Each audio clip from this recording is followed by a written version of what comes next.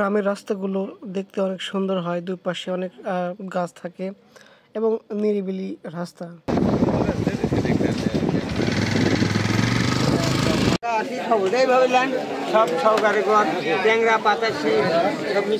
কিভাবে এভাবে কত করে? 300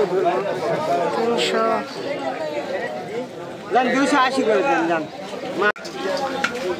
চাচা কত করে এগুলা? 150 টাকা পোয়া। বাজারের উপরে